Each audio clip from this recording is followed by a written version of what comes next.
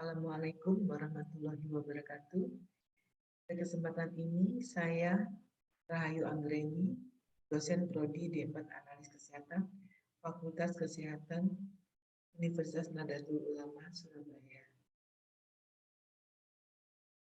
Saya adalah dosen aktif sejak tahun 2013, di mana home base saya adalah Prodi S2 Keperawatan, Fakultas Keperawatan dan Kebidanan Universitas Nahdlatul Ulama Surabaya. Pendidikan formal saya, S1 saya adalah Ilmu Kesehatan Masyarakat, Fakultas Kesehatan Masyarakat Universitas Airlangga Surabaya. Sedangkan S2 saya adalah Ilmu Epidemiologi, Fakultas Pasca Sarjana Universitas Airlangga Surabaya. Mata kuliah yang diampu adalah imunoserologi, imunohematologi, urinalisis dan cairan tubuh, kimia klinik, metodologi penelitian, dan biostatistik. Outline mata kuliah imunoserologi yang ada di RPS berupa deskripsi mata kuliah, capaian pembelajaran program studi, capaian pembelajaran mata kuliah, asesmen, deskripsi tugas, serta daftar pustaka. Deskripsi mata kuliah, Imunoserologi 2 merupakan mata kuliah wajib D4 Analis Kesehatan, di mana mata kuliah ini mempelajari tentang konsep imunologi, syarat imunogenitas, dan unsur-unsur imunitas, metode ELISA, resepitasi, deteksi antigen dan antibodi, metode aglutinasi, deteksi antigen dan antibodi, respon imun baik non-spesifik maupun spesifik, antigen, apa itu antibodi, sistem komplement, limfosit T dan limfosit B, natural killer cell, dan antigen presenting cell, serta sistem near histocompatibility complex 1 and 2.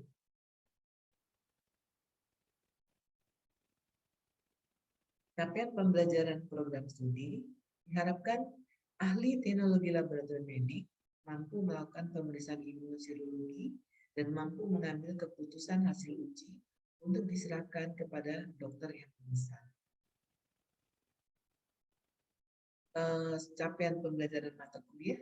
Setelah mengikuti mata kuliah ini, diharapkan mahasiswa mampu melakukan pemeriksaan imunoserologi dan mampu memeriksa spesimen penderita dengan melakukan uji-uji HCG urin untuk tes kehamilan, C reaktif protein untuk melihat adanya inflamasi, faktor rheumatoid atau rheumatoid arthritis, tes Widal untuk melihat untuk mendeteksi Salmonella typhi, PDRL TPHA untuk melihat penyakit sifilis, ASO anti streptolysis lihat apakah seseorang memiliki anti terhadap streptolysis merupakan bakteri komensal yang ada di tenggorokan, serta hepatitis B antigen, surface antigen, anti hepatitis B surface antigen, dan antigen COVID-19.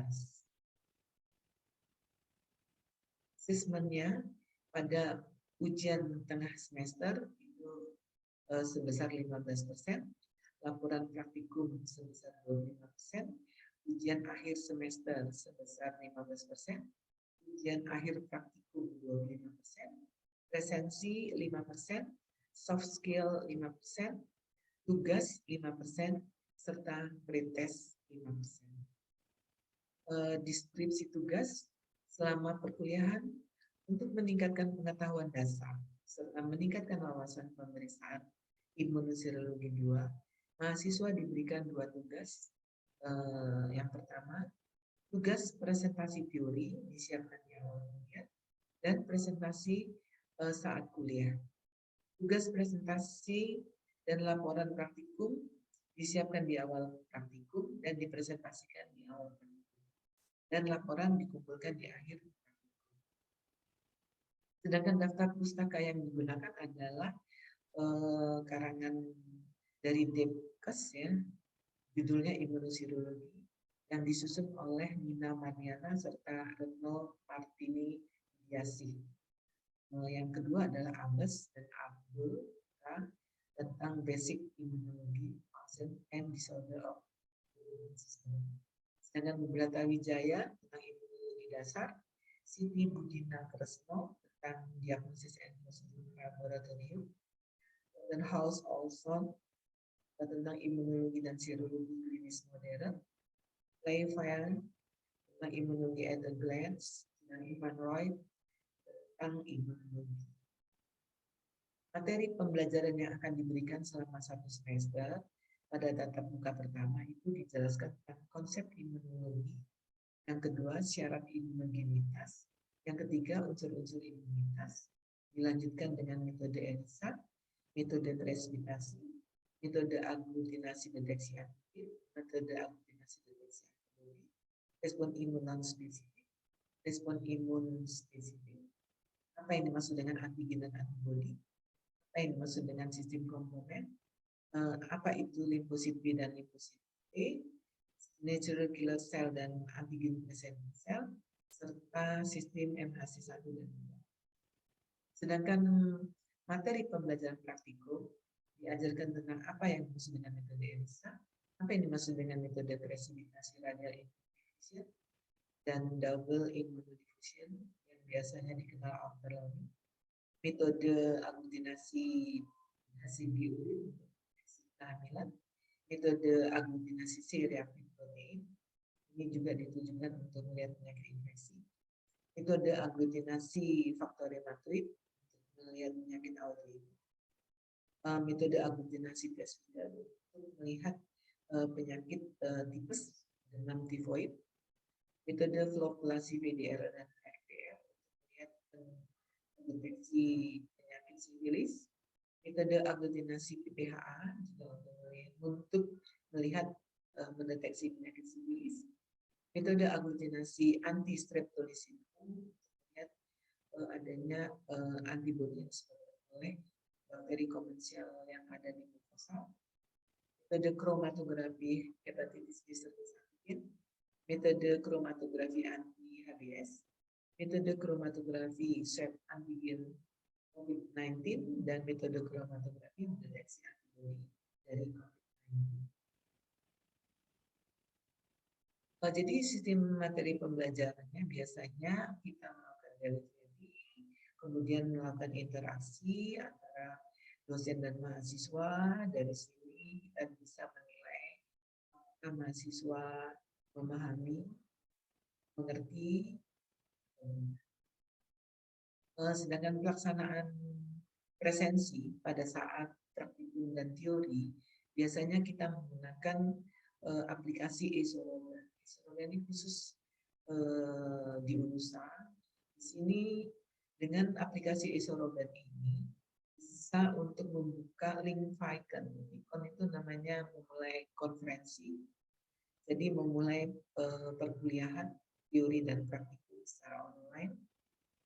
Juga bisa membuka materi, juga bisa membuka video YouTube, bisa juga untuk sebagai presensi mahasiswa yang mengikuti perkuliahan, tanda kehadiran, dan mengikuti praktik. Sedangkan pelaksanaan perkuliahan biasanya dilakukan menggunakan Google Classroom, Google Meet, ya, juga Zoom. Sedangkan untuk pelaksanaan seperti UTS, UAS, Postes itu biasanya kita menggunakan Google Form. Untuk penyampaian memudahkan penyampaian materi, biasanya kita menggunakan YouTube. Dan UNUSA eSorogan adalah fasilitas untuk pelaksanaan perkuliahan dan di sini adalah Google Classroom. Kita bisa menulis teori yang kita akan sampaikan dengan beberapa kali tatap muka, bisa di program di sini. Kita bisa memasukkan teori berupa PPT, bisa berupa Google Form, bisa berupa YouTube, dan sedangkan untuk post-test, biasanya saya selalu melaksanakan post-test setiap selesai memberikan perkuliahan. Saya maksudkan di sini agar mahasiswa itu konsentrasi dalam ketika saya memberikan kuliah. karena di akhir kuliah mereka harus bisa menjawab post-test. Jadi post-test ini sebagai tolak ukur ya untuk keberhasilan apakah dalam saya memberikan materi diterima mahasiswa sepenuhnya atau mahasiswa masih kurang bisa menangkap materi yang telah saya berikan. Selain itu juga membuat mahasiswa konsentrasi sepenuhnya dengan keterangan yang saya berikan selama perkuliahan. Sedangkan pelaksanaan praktikum, selalu saya memulai dengan penampilan YouTube sebelum mereka melaksanakan praktikum, agar mereka mendapatkan suatu proses langkah-langkah prosedur yang pasti, ya, yang sudah ada, yang sudah bisa ditiru, dan mereka lebih memudahkan ketika melaksanakan praktikum. Biasanya materi praktikum juga saya berikan di Google Classroom.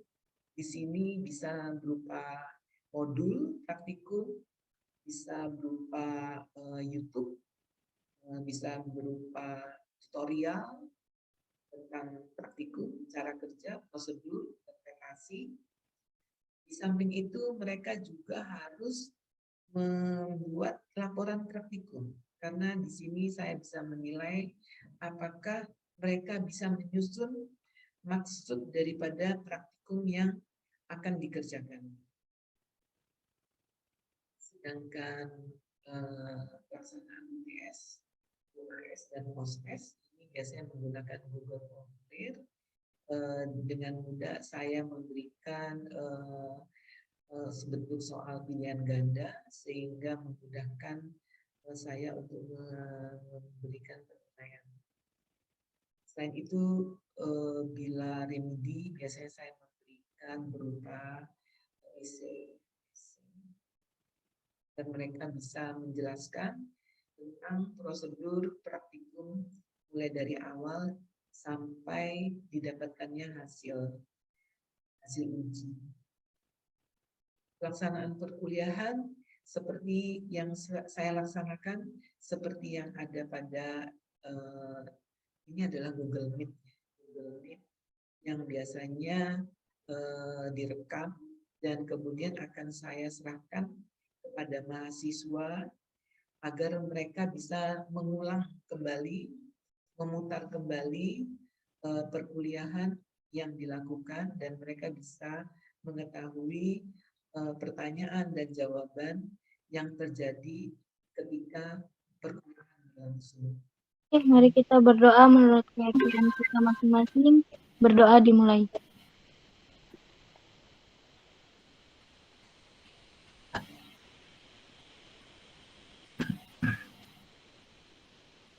Berdoa selesai. Terima kasih Nabila.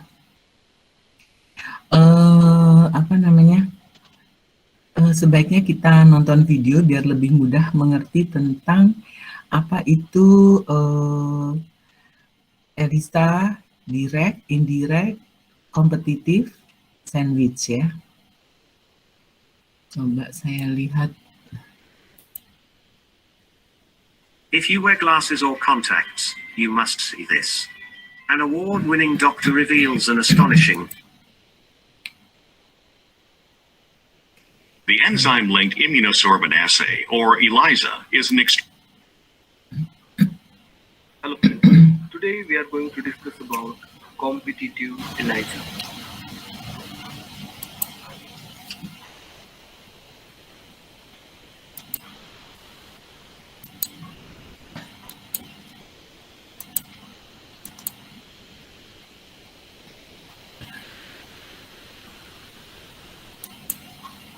Ya.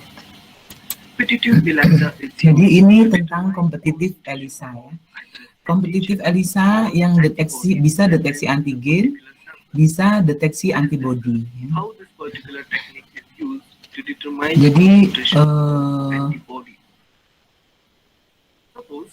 Jadi misalnya ini antibodi yang ada pada serum pasien. That is, the antibodies which specifically binds to the A antigen. Misalnya antibodi itu adalah anti terhadap antigen. For this, we will require Sekarang ini adalah A antigen. in this case. Means you must have the antigen specific to the antigen concentration is to be determined. For example, if you want to determine the concentration of anti-HIV antibodies, Misalnya anti terhadap HIV, antigennya HIV. antigen with you. Jadi kita Second and the most important thing that dan you perlu must have diketahui bahwa enzim anti- ini adalah anti terhadap this antibodi. antibody Ini adalah also antibodi binds kedua to the A antigen, yang berlabel like the enzim. antibodies which are present in Ini the sample. bisa mengikat But these antigen. antibodies, they are coupled to the enzyme. Ini adalah antibodi kedua ya, yang Enzyme terikat can be dengan horseradish peroxidase, biasanya beta horseradish peroxidase, peroxidase. or Bisa alkaline yang lain-lain, tapi umumnya adalah All these HRP. enzymes have chromogenic HRP. substrate. For example, Sedangkan kalau HRP itu biasanya tetrametylbenzidin, TMB. substrate of enzyme horseradish peroxidase, Ini yang paling umumnya. Ini blue color when bisa converted into memecah product. And substrat its intensity TMB can be menjadi determined produk by warna biru. spectrophotometry. In the first step, a microtiter well Sekarang is ini coated adalah with A antigen. sumur ya, sumur dari plate. The coating is Kita mediated coatingkan with the help antigen. of coating buffer. Berarti kita deteksi After antibodi. this, the sample Jadi di contains sampel itu anti-A mengandung antibody. anti terhadap A Concentration is ini to be determined. antibodi. A fixed amount of Ini yang akan dideteksi. enzyme-linked anti-A antibody Tetapi kemudian are added to the well. pabrik membuat antibodi These yang two berlabel kinds of enzim. antibodies will compete Dua with antibodi each ini other to berkompetisi bind ya, karena ini antigen kompetitif, to the well. mengikat Now you might think, antigen. which type of antibody is going to win this competition? Well, the antibody Jadi ini with the greater berkompetisi mengikat concentration ini. wins the competition. Now we don't know which kind of antibodies Kita concentration untuk is more. mengetahui ini tidak bisa Let us karena ini assume molekulnya all kecil sekali, distribution. biasanya hormon. Nanti pada waktu praktikum itu If the T3. concentration of Jadi antibodies from the kemungkinan sample is antigen more ini than akan diikat enzyme-linked banyak antibodies, oleh as in this antibodi case, dalam serum. these antibodies will Tapi occupy antibodi sehingga most of the antibodi yang antigens. disediakan oleh kit On the other cuman hand, very dapat few kesempatan satu ya. enzyme-linked Ini nanti antibodies dicuci ya, will bind cuci to the dibuang karena antigens. tidak terikat. But if Pada the tabung condition is kedua, reversed, sumur as kedua, in this case, antibodi most of yang the terikat antigens cuma will be satu, occupied by the banyak enzyme-linked diikat oleh antibodies. antibodi yang berlabel After this, enzim. the well is Maka washed to remove ini unbound enzim ini antibodies. memecah substrat, This step maka is called warnanya akan by jernih addition ya, of optical chromogenic density-nya substrate jernih. and Ini karena incubation memecah for a substratnya fixed period of banyak, time. maka After incubation, the warnanya reaction is gelap. stopped Ya. by Jadi adding warna strong gelap acid. optical density tinggi Now, during this menunjukkan incubation, bahwa the enzyme konsentrasi connected to the dari pasien enzyme-linked itu rendah, antibody will optical convert this density substrate into the color rendah menunjukkan bahwa Now, if the pasien number of itu kadarnya enzyme-linked tinggi. antibodies are Jadi less berbanding in the well, terbalik. as in this case, less product will form, and hence the color intensity and its absorbance value. Jadi ini absorbennya rendah And if ya. the number of enzyme-linked antibodies are more in the well, as in the second Di case, sini more product will absorbennya form, tinggi. and therefore absorbance value will also be more. Tinggi. So in short, Jadi the absorbance of the product absorben is yang less. rendah ini Concentration of antibody menunjukkan bahwa is antibodi di dalam tubuh And if di the dalam absorbance sampel is itu more, banyak the ya, more. concentration of the antibody Sedangkan in the bila sample absorbennya tinggi berarti The sampelnya actual concentration mengandung of konsentrasinya antibodies rendah. present in Nah, the ini sample adalah can be grafiknya. determined Kadarnya based upon absorbennya the tinggi, absorbance kadarnya of the rendah. standard Absorbennya rendah, graph. So in this way, kadarnya the tinggi. Ini competitive kadar ya. ELISA is used Yang to determine the absis ini concentration kadar, of antibodies. yang ordinat Exactly ini reverse method optical is used density. to determine the concentration Jadi of antigens. ya seperti itu. Berdoa selesai. Terima kasih ya kepada PJMK. Baiklah, kita langsung mulai. Saya akan mempresentasikan PPT.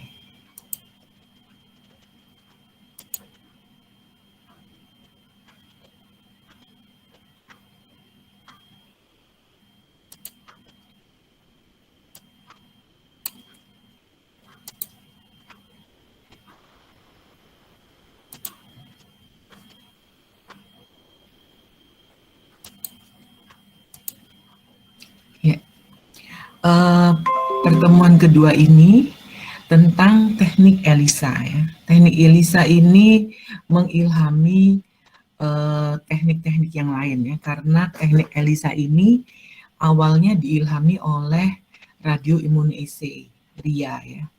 RIA metodenya itu cuman sandwich dan kompetitif ya. Kalau ELISA ini sudah dikembangkan sampai indirect. Sampai indirect itu cirinya adalah mendeteksi imunoglobulin M, imunoglobulin G ya. Sedangkan RIA tidak. RIA hanya bisa mendeteksi antigen atau antibody. Oke, singkatan dari ELISA itu adalah Enzyme Line Immunosorbent Assay. Jadi ini bisa mendeteksi secara kualitatif. Kualitatif itu menggunakan cutoff value, dan kuantitatif itu menggunakan standar. Ya, ini harus diingat. Kalau cutoff value itu cirinya di dalam kit itu diberi kontrol positif, kontrol negatif, dan standar cutoff value. Cutoff value itu untuk memutuskan apakah absorben yang didapat pada serum pasien yang dikerjakan itu absorbennya itu cenderung positif atau cenderung negatif. Jadi interpretasinya itu ada di cutoff value. Tapi cutoff value ini untuk mendapatkan indeks ya, untuk mendapatkan indeks. Jadi interpretasinya untuk yang kualitatif itu biasanya indeks bila kurang dari 0,9 itu negatif, bila lebih besar dari 1 itu positif ya. Jadi menggunakan indeks didapatkan dari absorben dari pasien tadi, absorben dari pasien dibagi absorben dari cutoff value. Nah, itu didapatkan indeks. Itu untuk deteksi secara kualitatif. Sedangkan deteksi secara kuantitatif itu cirinya di dalam kit itu tersedia beberapa kalibrator. Biasa umumnya itu 6 kalibrator yang digunakan untuk membuat kurva kalibrasi ya. Jadi kadar dari pasien itu bisa diketahui berdasarkan kurva kalibrasi yang dibuat ya. Jadi nanti pada saat praktikum perlu diperhatikan apakah di dalam kit itu disediakan kontrol negatif, kontrol positif, dan kalibrator cutoff value, atau disediakan beberapa kalibrator untuk dibuat kurva kalibrasi ya. Jadi pemeriksaan ELISA ini hanya bisa mendeteksi kadar karbohidrat, protein, antibodi, hormon, jarang bisa mendeteksi enzim ya. Ini langkah-langkah di ELISA. Jadi dulunya kita tuh membuat ELISA ini harus melekatkan, kalau kita mau deteksi antigen, di dasar sumur itu harus dilekati oleh, kalau kita mau deteksi antibodi, di dasar sumur itu harus dilekati dengan antigen yang kita ingin, antibodi yang kita ingin cari ya. Dilekati, kemudian ketika antigen itu sudah menempel, harus diblokir ya, supaya antibodi kedua nanti yang akan ditambahkan, second antibody, ini jangan sampai masuk di antara celah-celah yang bisa menimbulkan reaksi positif palsu. Jadi nanti diharapkan antibodi yang dari pasien itu akan berikatan dengan antigen yang kita lekatkan, terjadilah antigen antibodi. Kemudian untuk mengetahui antibodi ini melekat di antigen, kita tambahkan anti-antibodi ya, anti-antibodi. Ini kalau ini pada human berarti anti-antibodi human yang berikatan dengan enzim. Enzim itu umumnya itu adalah POD ya, POD, peroksidase ya. Kemudian baru ditambahkan dengan substrat. Substrat yang umum itu adalah TMB, tetramethylbenzidin. TMB itu hampir seluruh metode ELISA itu menggunakan enzimnya peroksidase, sedangkan substratnya itu TMB ya. Tapi bisa juga enzim yang lain, tentunya substratnya berbeda ya. Jadi substrat yang digunakan ini tergantung dari enzim yang digunakan, sehingga akan menimbulkan produk warna. Warna itu baru dibaca di fotometer. Fotometernya karena dikerjakannya di plate, jadi fotometernya itu bisa dimasukin plate ya. Jadi fotometernya beda dengan fotometer yang ada kuvetnya, pakai kuvetnya, atau sudah mengandung kuvet di dalamnya. Kalau ELISA reader ini alatnya, fotometernya bisa untuk membaca plate ya, plate yang berisi 96 well.